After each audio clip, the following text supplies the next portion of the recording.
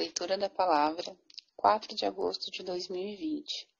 Evangelho segundo Lucas, capítulos 19 e 20. Eu leio a palavra em nome do Pai, do Filho e do Espírito Santo. Capítulo 19. Zaqueu, o publicano. Entrando em Jericó, atravessava Jesus a cidade.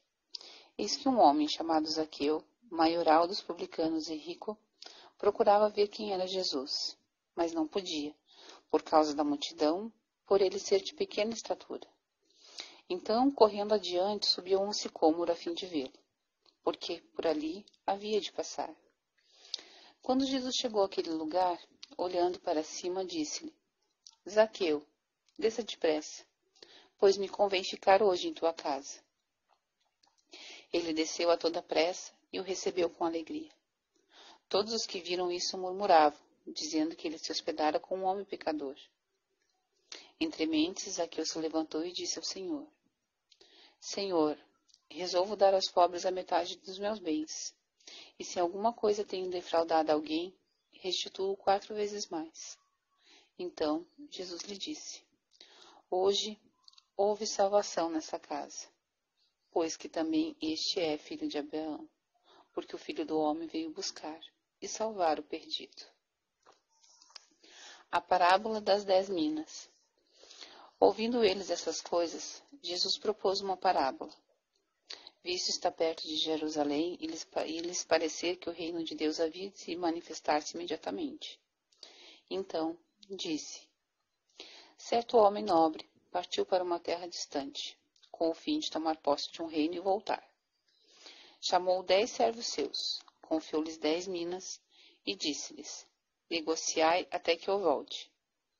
Mas os seus concidadãos o odiavam e enviaram após ele uma embaixada, dizendo: Não queremos que este reine sobre nós.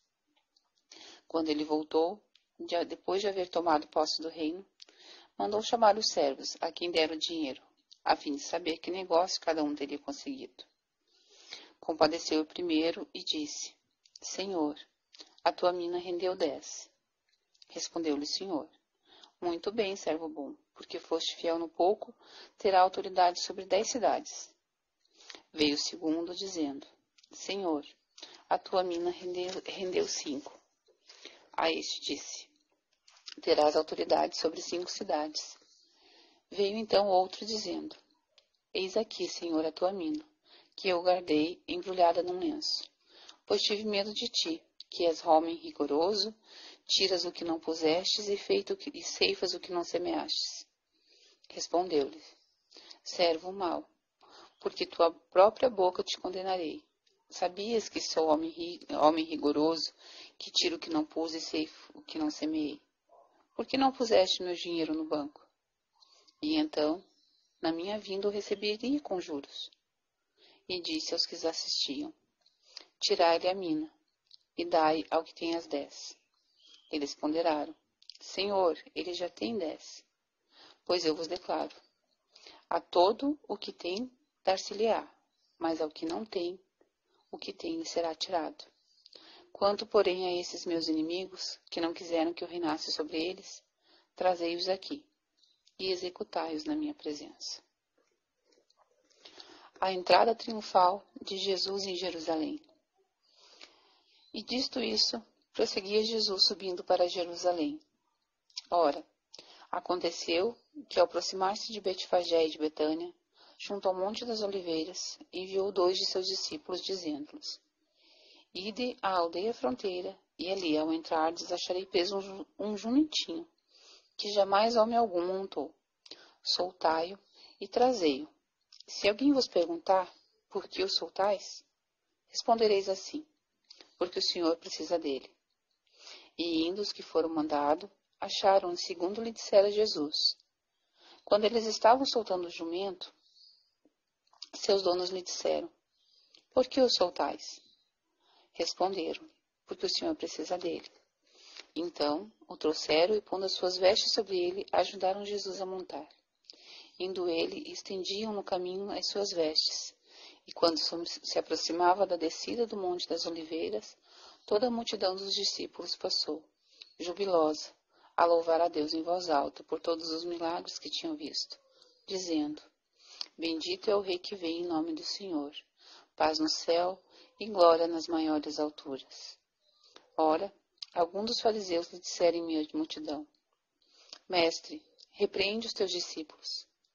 Mas ele lhe respondeu: Asseguro-vos que se eles se calarem, as próprias pedras clamarão. Jesus chora à vista de Jerusalém. Quando ia chegando, vendo a cidade, chorou e dizia: Ah, se conheceras por ti mesma ainda hoje o que é devido à paz, mas isso está agora oculto aos teus olhos. Pois sobre ti virão dias em que teus inimigos te cercarão de trincheiras, e por todos os lados te apertarão o cerco, e te arrasarão, e aos teus filhos dentro de ti não deixarão em ti pedra sobre pedra, porque não reconheceste a oportunidade da tua visitação. A purificação do templo. Depois, entrando no templo, expulsou os que ali vendiam, dizendo-lhes: Está escrito: A minha casa será casa de oração, mas vós a transformastes em covil de salteadores. O mestre ensina no templo. Diariamente, Jesus ensinava no templo, mas os principais sacerdotes, os escribas e os maiorais do povo procuravam eliminá-lo. Contudo, não atinavam em como fazê-lo, porque todo o povo, ao ouvi-lo, ficava dominado por ele. Capítulo 20. A autoridade de Jesus e o batismo de João. Aconteceu, num daqueles dias, estando Jesus a ensinar o povo no templo e a evangelizar, sobrevieram os principais sacerdotes e os escribas juntamente com os anciãos, e o arguiram nestes termos: Dize-nos, com que autoridades faz essas coisas? Ou quem te deu esta autoridade? Respondeu-lhes: Também eu vos farei uma pergunta. Dizei-me, o batismo de João era dos céus ou dos homens? Então, eles arrazoavam entre si. Se dissermos do céu, ele dirá, porque não acreditaste nele. Mas se dissermos dos homens, o povo todo nos apedrejará, porque está convicto de ser João um profeta. Por fim, responderam que não sabiam. Então Jesus lhe replicou: Pois nem eu vos digo, com que autoridade faço essas coisas. A parábola dos lavradores maus. A seguir, passou Jesus a proferir ao povo essa parábola. Certo homem plantou uma vinha, arrendou a lavradores e ausentou-se do país por prazo considerável. No devido tempo, mandou um servo aos lavradores para que lhe desse fruto da vinha. Os lavradores, porém, depois de o espancarem, o despacharam vazio. Em vista disso, enviou-lhes outro servo. Mas eles também a este espancaram, e depois de o ultrajarem, o despacharam vazio. Mandou ainda um terceiro. Também a este, depois de o ferirem, expulsaram. Então disse o dono da vinha: Que farei? Enviarei o meu filho amado, talvez o respeitem. Vendo-o, porém, os lavradores arrazoavam entre si, dizendo: Este é o herdeiro. Matemo-lo para que a herança venha a ser nossa. E lançando fora da vinha, o mataram. Que lhes fará, pois, o dono da vinha? Virá, exterminará aqueles lavradores e passará a vinha a outros? Ao ouvirem isso, disseram: Tal não aconteça. Mas Jesus, fitando-os, disse: Que quer dizer, pois, o que está escrito? A pedra que os construtores rejeitaram, esta veio a ser a principal pedra angular? Todo que cair sobre essa pedra ficará em pedaços, e aquele sobre quem ela cair ficará reduzido a pó. A questão do tributo. Naquela mesma hora, os escribas e principais sacerdotes procuravam lançar-lhes as mãos, pois perceberam que, em referência a eles, dissera esta parábola, mas temiam o povo. Observando, subornaram emissários que se fingiam de justos para verem se o apanhavam em alguma palavra, a fim de entregá-lo à jurisdição e autoridade do governador. Então o consultaram, dizendo: Mestre, sabemos que falas e ensinas retamente, e não te deixas levar de respeitos humanos, porém, ensina-nos o caminho de Deus segundo a verdade. É lícito pagar tributo a César ou não? Mas Jesus, percebendo-lhes o ardil, respondeu: Mostrai-me um denário. De quem é a esfinge e a inscrição? Prontamente disseram: De César. Então lhes recomendou Jesus: Dai, pois, a César o que é de César, e a Deus o que é de Deus.